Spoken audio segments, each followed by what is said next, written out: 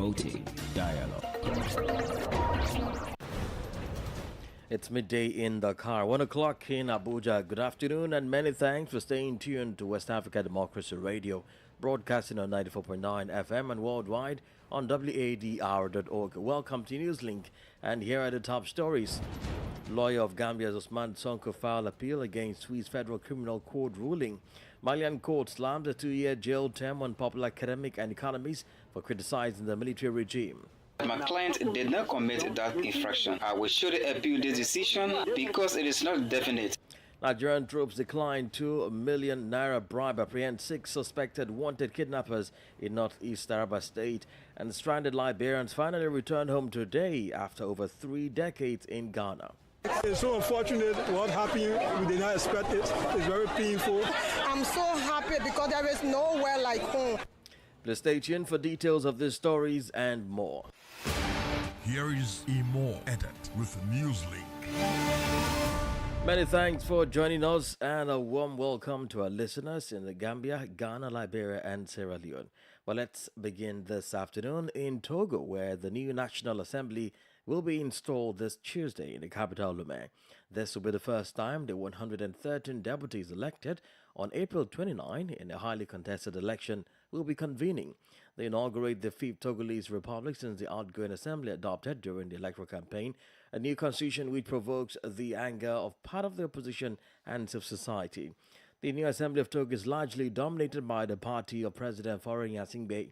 The Union for the Republic will occupy 95% of the seats, or 108 out of 113.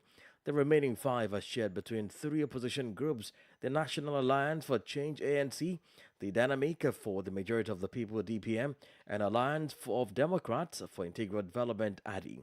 Official results were contested by some opponents who denounced irregularities in the wake of the election, but all the appeals filed were rejected by the Constitutional Court. The latter validated the provisional result announced by the Senate. Now, the defense lawyer of former Gambian Interior Minister Ousmane Sonko has filed an appeal against the Swiss Federal Criminal Court ruling against his client. This is coming after the court sentenced Sonko to 20 years in prison for crimes against humanity committed in the Gambia. Sankle Janko has details in his report. Sonko's defense lawyer, Philippe Coura, filed for an appeal at the Swiss Federal Criminal Court in Bellinzona, citing his dissatisfaction with the outcome of the case. This comes after the court handed his client and former Interior Minister of the Gambia, Ousmane Sonko, a 20-year jail term for crimes against humanity. These crimes, according to the court's ruling, were committed in Sonko's native Gambia from 2000 to 2016. Sonko's defense lawyer, in a post on his professional LinkedIn, said the defendant lodged an appeal against the judgment.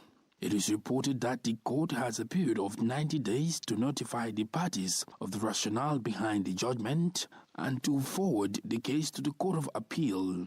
It is further reported that the parties will then have a period of 20 days to file their statement of appeal, specifying which parts of the judgment they are contesting and what their submissions and evidences are. Mr. Korat was quoted as saying, "We just announced the appeal. Now the tribunal has 90 days for notifying the complete judgment, after which we will have 20 days to declare what parts of the judgment are contested." Meanwhile, the federal court has reportedly invited the Barnes justice system to examine the complaints of the former Gambian Minister for Interior against his conditions of detention in the prisons. Sonko, who was a close ally of former President Yahya Jammeh, is the highest-ranking official to be sentenced by the court. For Newslink and West Africa Democracy Radio, I am Sankule Janko reporting from Banjul. Still on legal matters, but in Mali, where a court sentenced Etienne Fakaba Sissoko, a well-known academic and economist, to 2 years in prison. According to reports, one of the 2 years will be suspended.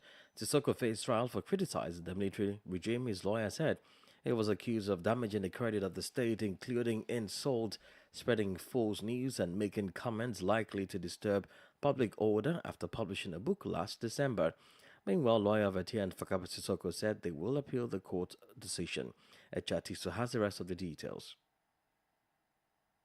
On Monday afternoon, the Malian court pronounced its verdict in the case involving the popular academic and economist Etienne Fakaba Sissoko has been sentenced to 2 years in prison and is to also pay a sum of 3 million CFA francs for damages. His lawyer Ibrahim Maruf Sako insists his client is innocent. J'accepte la décision du juge. I accept the decision of the judge and I continue to believe that my client did not commit that infraction. He says that Sissoko has not committed the crimes against him. De contraire à la loi pénale. But Ibrahim Sako does not intend to stop there. He says they will appeal the decision in order to obtain his client's release. Je vais faire appel contre cette décision. Et cette décision n'est I will surely appeal this decision because it is not definite. I will continue to appeal this and ensure that my client is released. ma demande de relax de mon client. In a book published last December, Etienne Fakaba Sissoko denounced the communication propaganda of the Malian transitional government. That was Eche Atiso with that report. We continue with Mali because on Monday, the court rejected a request for dissolution of the African Solidarity for Democracy and Independence SADI party. The transition authorities have accused the opposition party leader of undermining institutions. In a message posted on social media last December, the president of the SADI party, Umara Mariko, described the abuses attributed to the Malian army as war crimes. He also denounced the resumption of fighting against armed groups in the north who signed the 2015 peace agreement. Well, here in Senegal, the arrest of activist Bah Jakete by the Criminal Investigation Division for insulting Prime Minister Ousmane Sonko is causing some debates.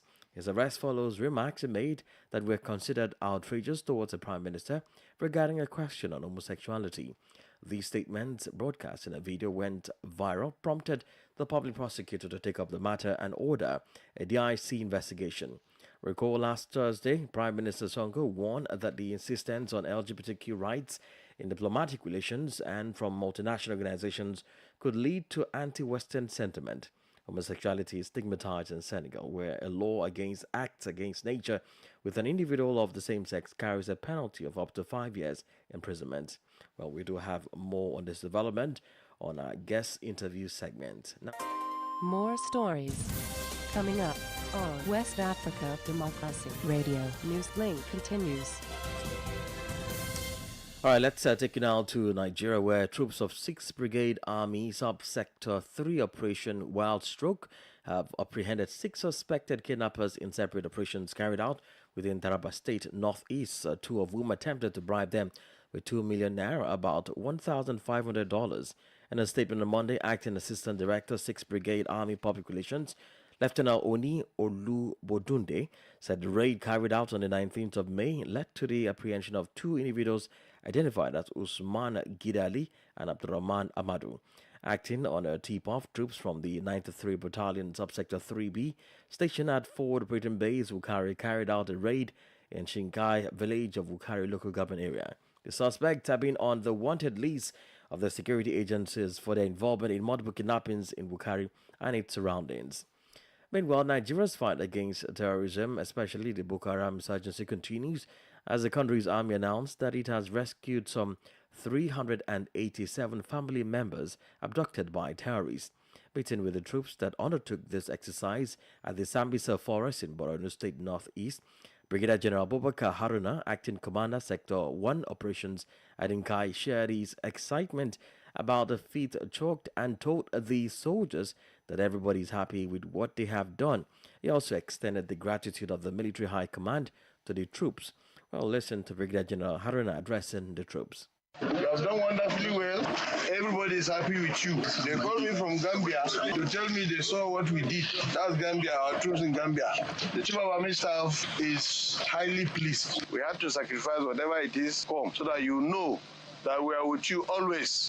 That was Brigadier General Abubakar Haruna, the Acting Commander, Sector Operation 1, Hadi Kai. Well, still on the war against insurgency, the Burkinabe military say defense and security forces eliminated several attackers during the reconquest of the national territory. At the end of the mission, the fighting forces recovered weapons, livestock, and other materials, especially in the north center, and the center-east. The military said the terrorists were seen on motorbikes in the town of Lemonogo between Ohiagua and Titao on May 17, and its air force opened fire, resulting in the abandonment of livestock, logistics, and motorcycles. Meanwhile, Burkina Faso launched the 2024-25 cotton season with a massive campaign aimed at improving the sector. At the flag of occasion on Monday, the Burkina Transitional President, Captain Ibrahim Traoré, announced the disbursement of 10 billion CFA francs to support cotton producers. Traoré's gesture on Monday comes shortly after the purchase of hundreds of farm tractors to boost the agricultural sector. Abdullah Hassan reports. According to Captain Ibrahim Traoré, the 10 billion CFA francs financial support to the cotton producers should improve harvest this season. The authorization for the disbursement was given during the Council of Ministers on May 16, 2024. A detailed purchase of inputs for the 2024-2025 cotton campaign with an estimated harvest of nearly 595,000 tons had also been announced. Captain Traoré has reiterated making the cotton sector a priority in Burkina Faso, one of his visions. Before the launch, the Burkinabe Minister of Commerce, Serge Nanodem Poda, presented the results of the 2023-2024 cotton campaign, which reached a target of 383,144 tons. This impressive result, he said, will assure producers and investors of better output for the next campaign. Despite the security challenges attributed to insurgents, Burkina Faso has maintained a remarkable export of cotton in recent times. In 2022, Ouagadougou exported $502 million in raw cotton, with Switzerland, Côte d'Ivoire, China, and the United States being key export countries. Abdullah Hassan filed that report. You're listening to Newslink on West Africa Democracy Radio 94.9 FM Dakar. Here's a reminder of our top stories. Lawyer of Gambia's Osman Sonko filed appeal against Swiss Federal Criminal Court ruling. Malian court slams a 2-year jail term on popular academic and economists for criticizing the military regime. Nigerian troops declined $2 million naira, about $1,500 bribe, apprehend 6 suspected wanted kidnappers in northeast Taraba State. And still ahead in the news, stranded Liberians finally returned home today after over 3 decades in Ghana. We also have the press review, a guest interview segment, and sports news. Please stay with us. You are listening to West Africa Democracy Radio, broadcasting from Dakar, Senegal. Don't forget, we are streaming live on wadr.org, YouTube, and Facebook. Liberians residing at the Buduburam refugee camp in Ghana are today, Tuesday, saying goodbye to the country that had hosted them for about 34 years as they begin their journeys back home. Established in 1990 by the United Nations High Commissioner for Refugees, the Buduburam refugee camp has hosted thousands of Liberians who fled the Liberian Civil War that ended in 2003, leaving more than 250,000 people dead. WDL's Ellington Popper has a report. About 770 Liberians are set to begin their road trip back to their home country, Liberia, following decades in exile. Filled with emotions while boarding the buses chartered by the Liberian authorities. Some of them expressed their excitement about returning home after all this while. The government is in power like a month and the demolition start. And in the shorter period of time, they have come here to repatriate people. I'm very, very happy. We are tired of the Ghanaians telling every letter to go back to your country as if they are not in our country too. It's so unfortunate what happened. We did not expect it. It's very painful. So the healthy ones are happy going. What about the mad people and those in jail? What will be their condition if all Liberians go? Today's day that would be going home. I'm so happy because there is nowhere like home. As they were boarding the buses, the head of the Liberian delegation, who doubles as Deputy Foreign Minister Jedi Ama, extended his appreciation to the Ghanaian authorities for hosting his fellow countrymen and women, while urging those yet to make the decision to return home to seize the opportunity now. I urge you to celebrate this occasion and take advantage of this voluntary repatriation program as an opportunity to change your status from a people who always need the largesse of others for your continual survival. Living perpetually as a refugee impedes the pace of individual growth and development, and to compete for equal opportunities in the competitive space. Meanwhile, the Deputy Executive Director of Operations at the Liberia Refugee Repatriation and Resettlement Commission, Richard Hoff, pledged his government's commitment to ensuring the safe return of these Liberians in Ghana. Thank you for voluntarily agreeing to go back to Liberia, even though you don't have a choice in this matter. You can see the buses are out there. It means the government means action. Government is ready to repatriate you back to Liberia. For now, Many Liberians back home are anxiously waiting to reunite with their family members who have been residing in Ghana for decades now. For Newslink on West Africa Democrats Radio, I'm Darlington Pogba in Monrovia.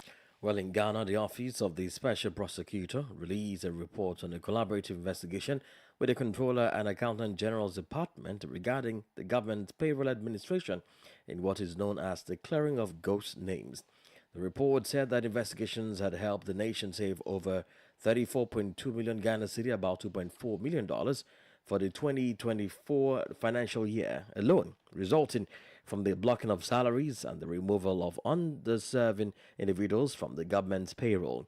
According to the OSP, Kisia Jebeng, the release report is part of phase 1 of the collaborative investigation, focusing on unwarranted salaries for employees of the Ghana Education Service and the Ghana Health Service in the northern region.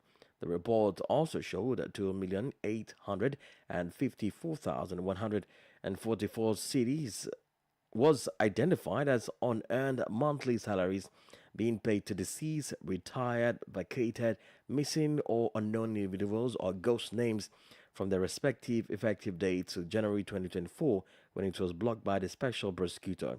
The report also mentioned that the OSP and the GAG are pursuing legal actions against individuals involved in promoting individuals to non-existent schools, validating payments to deceased, untraceable, and retired individuals, and those who have vacated their positions.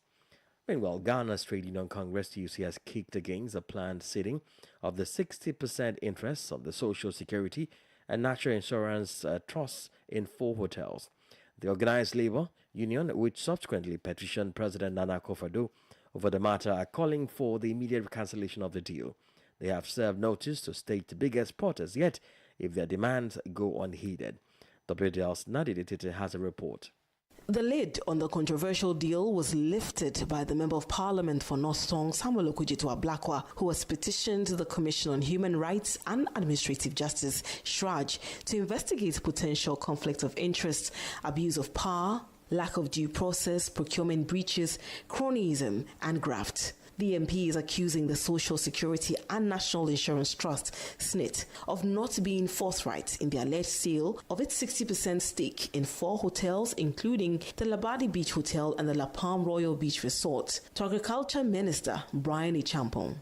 So SNIT's conduct, SNIT has not covered itself in glory. And I expect SHRAJ to look at the conduct and to look at even the policy rationale. Why do you want to divest yourself of majority shares in hotels that are doing so well? Labadi Beach, paying dividends, doing so well, Ghanaian managed. SNIT in response says there was no wrongdoing, insisting that the Agriculture Minister's Rock City Hotel Limited submitted the best bid. However, the Trades Union Congress TUC is not convinced. Through its Secretary General Dr. Yalba, organized labor has demanded the immediate cancellation of the deal. We cannot imagine that state properties will be sold to a minister of state.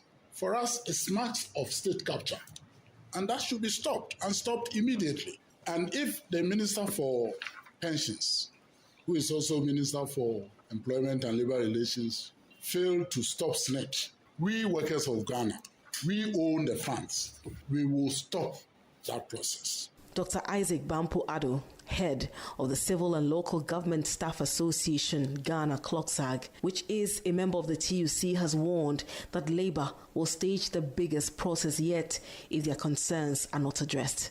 Government should be aware that we will not allow them to play chaskele with our funds. Should they dare go ahead, it will be the mother of all strikes in Ghana. For WADR, Nadide Tete, Accra. This is the Newspaper Review. Stay abreast and find out what the top stories are in your country. This is the Newspaper Review. The Newspaper Review. Well, let's join Darlington Pop in Monrovia for the Newspaper Review. For today's edition of Press Review, we have the Daily Observer newspaper, the Oracle newspaper, and the Heritage newspaper. We will begin a review process with the Daily Observer newspaper. Finance Ministry refutes claims of corruption in budget management system contract. The Ministry of Finance and Development Planning has refuted claims made by Spoon FM regarding the contractor agreement between the ministry and Rivergate Technology, represented by its co-founder and chief executive officer, Mr. Oliver Wulekia Jr. The report alleged that the agreement encompassed the annual update and implementation of the budget management system for fiscal year 2024. Rivergate Technology is 100% Liberian-owned code and integrated solution information technology, duly registered under the laws of the Republic of Liberia. The ministry equivocally states that the contract for the execution of the project is in strict adherence to the regulations of the Public Procurement and Concession Act of 2010. Still with the front page of the Daily Observer newspaper. Avoid speaking vernacular in court. Justice Gbese warns court staffs. Channel Liberia celebrate decades of strong bilateral ties. On the back page of the Daily Observer newspaper, UBA celebrates 75 years of banking excellence. Group Managing Director Olivier Awamba outlines bank's legacy and vision for the future. Kokopa saga worsening. We see the photograph of President Jeremiah Cohn on the back page of the Daily Observer newspaper. From the Daily Observer newspaper, we cross over now to the Oracle newspaper. How Boaka plans to earn rich country poor people curse. We see the photographs of several women involved with agriculture on the front page of the Oracle newspaper. Astrometer defies president over ghost sites comment on the back page of the Oracle newspaper. Burkina Faso, Mali and Niger finalized plan to form confederation. Official new price rise, $18.50. The government of Liberia, in collaboration with rice importers, has finalized an agreement to adjust the price of the country's staple food to $18.50 United States dollars per 25 kg bag of Indian parboiled rice during Monday briefing at the Ministry of Information, Cultural Affairs and Tourism. Commerce Minister Amin Moda disclosed the decision, highlighting the context behind the price adjustment. We will leave it right there from the Oracle newspaper. The Heritage newspaper is now our last stop for today's edition of Press Review. In 100 days of deliverables, government makes headways in health sector. We see the photograph of His Excellency President Joseph Yuma Boakai on the front page of the Heritage newspaper.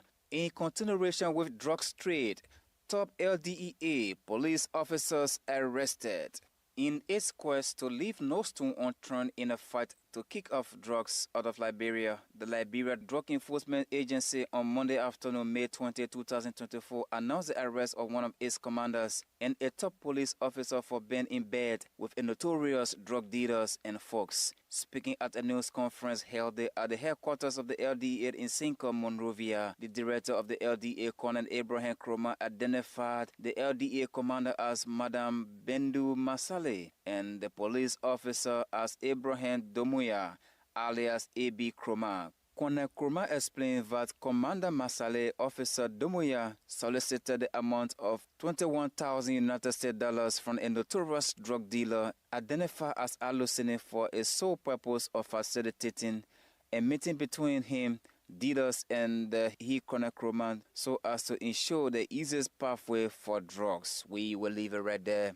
Stay on the front page of the Heritage newspaper. Maritime Commissioner Lai commits to increase women's quota in maritime labor force. On the back page of the Heritage newspaper, MFDP debunks claims of corruption in budget management system contracts. Commits to transparency and physical transparency. Brahma and Lasana are appointed to key development roles. With that, that is how we love to conclude today's edition of Press Review. But before we go, these are the newspapers we actually followed on today's edition. We followed the Daily Observer newspaper, the Oracle newspaper, and the Heritage newspaper was our last stop. On that note, thank you so much for following, and bye-bye. Many thanks, Ellington Bob, with the newspaper review. Politics, analysis on major news, social matters, and all. This is A Guest. Well, this segment of the news will take you back to the report of the arrest of Senegalese activist Bah Jakete by the Criminal Investigation Division for insulting Prime Minister Ousmane Sonko. His arrest marks the first of such since the coming in of the administration of President Bashir Diomaye Faye and it is causing some debates across the country. With this, it leaves many wondering if it marks the return of opposition in the country. His arrest follows remarks he made that were considered outrageous towards the Prime Minister regarding a question on homosexuality. Well, we caught up with regional analyst Amadou Kamarage, who gave his views on the arrest and the likely events expected in the coming days, especially from the opposition end. Thank you, Mr. Gay, for your time. This is the first arrest we are seeing in this regime and also coming as a surprise to many. What does this say about speaking out? Is there going to be a problem about that? And was Bah Jakate at fault? Yes, I think he was trying to get himself arrested, and the comments he made were offensive. People should know that freedom of expression does not mean insulting or attacking the integrity of people like the Prime Minister Ousmane Sonko or other public official. And now it is up to the judicial authorities to do their job. We await what will happen for the upcoming days. Well, the last regime saw several dissent voices, and it was normal for oppositions to criticize the government. With this arrest, will it deter others critical of the government from speaking out in public? I don't know yet, but it is sure that there will be repeat offenders, because here in Senegal, people like to defy the law to make a name for themselves. It is a practice favored by so-called activists. And in this case, they can victimize themselves and gain a kind of sympathy from certain people. When you see the outpouring of support on social networks, it shows that this is much more than a private case. It revives the political divided created by Sonko and Macky Sall. Is this the start of opposition in Senegal? Because everywhere has been quiet since this administration came in. What is next for the camp of Macky Sall and Amadou Bah? It is very difficult today to foresee the composition of the opposition for the upcoming days, but it's clear that Amadou Bah will quit his own political party, and it is obvious that for the upcoming days we will see a breakup between Amadou Bah and APR. And as Amadou Bah today is a leader of the opposition, and for the upcoming days, it is sure that Amadou Bah will stand as a leader of the opposition. That was Amadou Kamarage, regional analyst. And here is Sport News with Sankli Janko. Hello all there, a warm welcome and thank you for joining us. The Confederation of African Football CAF strongly condemns security breaches and spectator misbehavior during after its Confederation Cup's second leg final between Zamalek SC and RS Berkane played in Cairo, Egypt on Sunday. CAF has referred the matter to the relevant CAF bodies for investigation and disciplinary measures, if necessary, on the incidents and behavior of Zamalek SC, its players, officials and other party during and after the match, according to CAF official website. Elsewhere, Senegal beat neighbors Gambia 2-0 in the opening match of the WAFU Zone A Women's Under-20 Championship in Thiès, Senegal. The Senegalese side took the lead thanks to Woude Koli's own goal before adding a second from the penalty spot to seal the victory. And in Basketball African League Ball has announced dates for the final playoffs for the Paris Olympics. The final playoffs are set to take place from May 24 to June 1 at the BK Arena in Kigali, Rwanda. The top 8 teams from the regular season to compete in the playoffs and finals are Al Ahly Li of Libya, Al Ahly SC of Egypt, AS Douane of Senegal, Cape Town Tigers of South Africa, FUS Rabat of Morocco, Petrol Douanda of Angola, Rivers Hoopers of Nigeria, and US Monastir of Tunisia. The 8 have been ranked based on points accumulated in the conference phase. The 2024 ball playoffs and finals will begin with the classification round, where the top team will play against the next best team, according to media reports. The next phase will be the quarterfinals, and losing teams will be eliminated from the tournament. And that's it for sports. It's back to you. And that's it on this edition of Newslink from West Africa Democracy Radio, broadcasting from Dakar, Senegal. Thank you for listening. I am Imo Edet. Good afternoon. And many thanks to you for listening to Newslink via Hot 104.3 FM, New